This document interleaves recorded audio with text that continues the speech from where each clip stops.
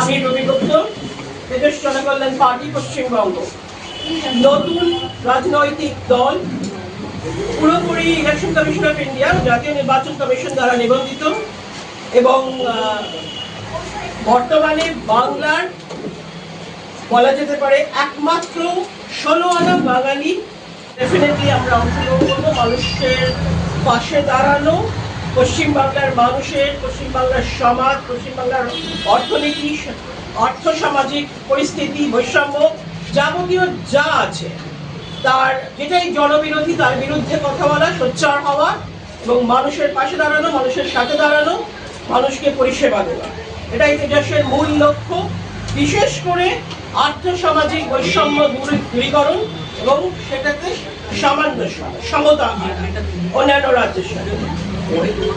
এছাড়া তেজস ডেফিনেটলি আমি ব্যক্তিগতভাবে যেখানে যেখানে গেছি, এটা উত্তরবঙ্গ হোক, মধ্যবঙ্গ হোক, দক্ষিণবঙ্গ হোক, সমস্ত জায়গায় মানুষের অভূতপূর্ব সাড়া পেয়েছি এবং আমরা মনে করছি মানুষের সাথে থেকে আমরা বুঝতে পারছি, আন্দাজ করছি, সেখান থেকে বোঝা যাচ্ছে যে এটা বাংলার ডেফিনেটলি একটি বিকল্প রাজনৈতিক দল।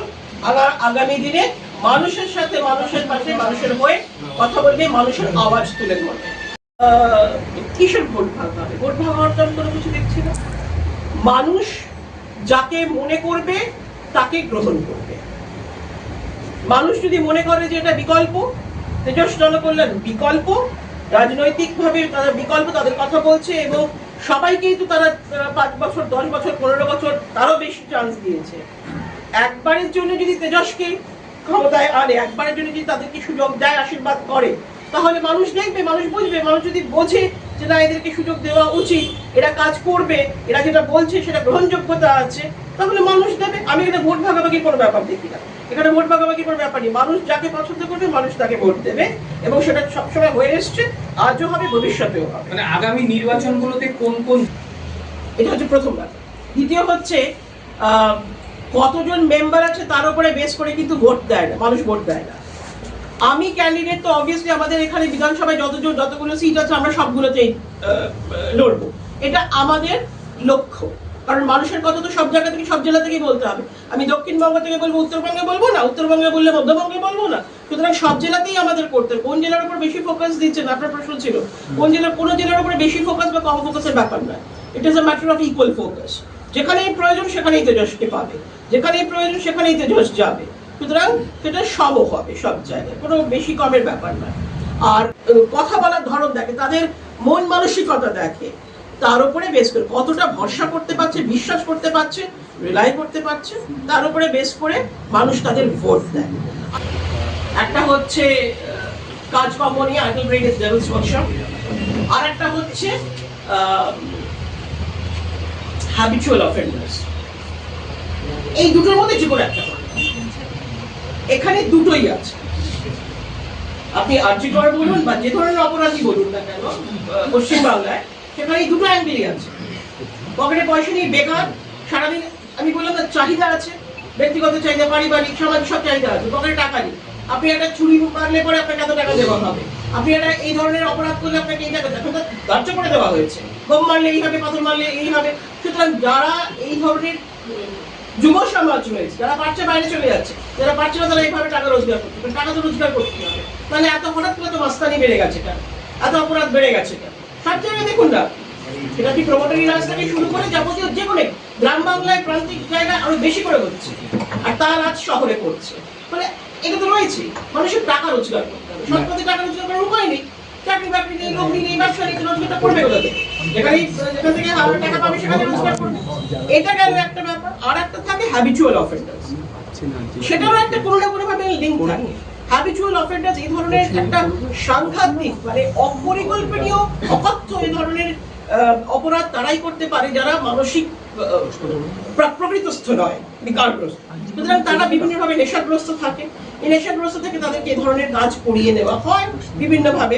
সুতরাং কিভাবে, কেন নেশাগ্রস্ত হয়, ওটা সেটাও আবার এইভাবেই কানেক্টেড। পকেটে নেই পয়সা, কোনোভাবে রোজগারের পথ নেই, ওই নেশাগ্রস্ত ভাবে থেকে যায়, যাতে করে এই সমস্ত মাথায় না আসে। নেশা। আর এদের কিন্তু কিছু কিছু রাজনৈতিক দল এদের কিন্তু পুষে রাখে, এদের কিন্তু রেখে দিচ্ছে এই ধরনের কুকর্ম করার জন্য। যেই মোমেন্টে আপনি তার কাছে টাকা দেবেন, যেই মোমেন্টে তাকে আপনি রোজগারের পথটা দেখিয়ে দেবেন, সে তো আর আপনার এই ধরনের কুকর্মের মধ্যে আসবে না। সে জানবে আমি সৎ পথে রোজগার করতে পারবো।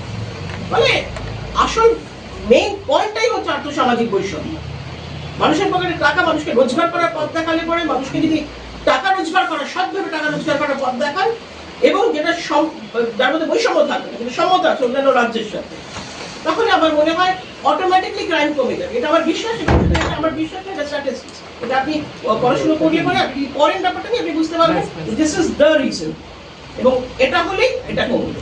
ম্যাডাম, এই বৈষম্য দূরীকরণ, আমাকে 10টা লোক সেখানে দাঁড়িয়ে পড়বে, দাদাগিরি করবে, এক একটা দল আসবে, তাদেরকে আমাকে এত এত টাকা দিতে হবে।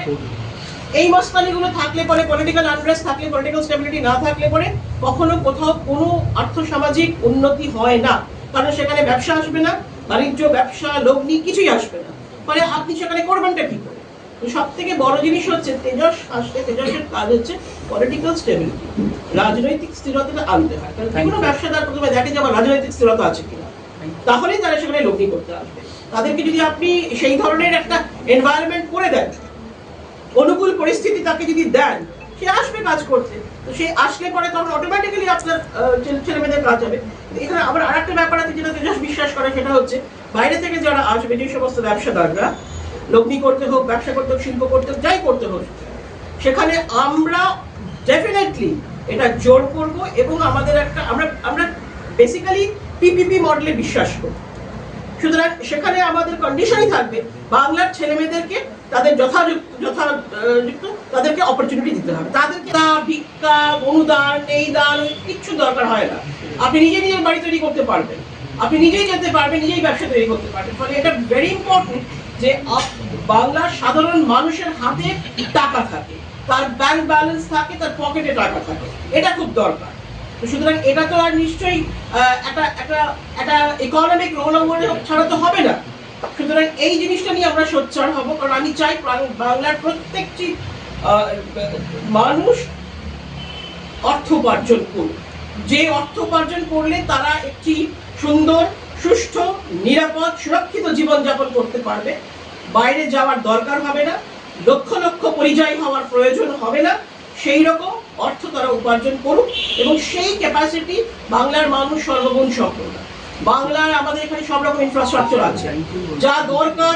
আমাদের এখানে প্রাকৃতিক সম্পদ আছে, যে ইনফ্রাস্ট্রাকচারগুলো হয়নি, যেগুলো হলে পরে আমাদের আরো বেশি করে শিল্প বা অন্যান্য জিনিস, অন্যান্য ব্যবসা বাণিজ্য লোক নিয়ে আসতে পারে, সেগুলো তৈরি করা দরকার। তাহলে আমরা এগুলো মোর ইম্পর্টেন্ট, এগুলো নিয়ে আমরা সোচ্চার হব। আমি এই নিয়ে আওয়াজ ওঠাবো, আমি এই নিয়ে কমিশনের কাছে যাব, যাতে করে আমরা মনে করি যে যদি অন্য রাজ্য থেকে গণনার সময় নিয়ে আসতে পারে মানুষ, তাহলে পরে অনেক বেশি স্বচ্ছতা থাকে সেখানে। কারণ এখানে যাদেরকে দিয়ে গণনা করা হয়, তাদের মধ্যে অনেক সময় অনেককে ইনফ্লুয়েন্স করা যেতে পারে, এবং হয়তো করা হয়। সেজন্য আমাদের ধারণা যে গণনা কেন্দ্রে মানে যে সমস্ত প্রবলেম বা যে সমস্ত এধারোধারগুলো হয় বা হওয়াতে যেতে পারে, এরকম ধরনের প্রবাবিলিটিস, আমি বলছি পসিবিলিটিস এর প্রবাবিলিটিস, এগুলো কিন্তু ওই গণনা কেন্দ্রেই হয়, মানুষের ভোট কেন্দ্রে আজকাল হয় না অতটা। সুতরাং এই প্রসঙ্গে আমি ভাবনাটা প্রাসঙ্গিক বলে রাখলাম, এবং এই নিয়ে আমি সোচ্চার হব। আমরা নির্বাচন কমিশনের কাছে যাব, এবং আমরা আমাদের আর্জি জানাবো যে যদি সেখানে বাংলার মানুষকে না দিয়ে যদি বাইরে থেকে আমরা আনাতে পারি গণনার জন্য, তাহলে আমার মনে হয় ভোটের রেজাল্ট অনেক পরিবর্তন হয়ে যাবে। মানুষের কাছে পৌঁছানোর জন্য কি বিশেষ কোনো পরিকল্পনা নিচ্ছেন আপনারা? মানুষ এমনিতেই গ্রহণ করছে। বাংলার মানুষের এখন যা অবস্থা, তারা দেখুন, যে তৃষ্ণার্ত তার কাছে জল নিয়ে যেতে হয় না, সে নিজের তাগিদেই জল খুঁজে নেয়। সুতরাং বাংলার মানুষ নিজেদের তাগিদেই এখন তেজসকে গ্রহণ করে নিচ্ছে।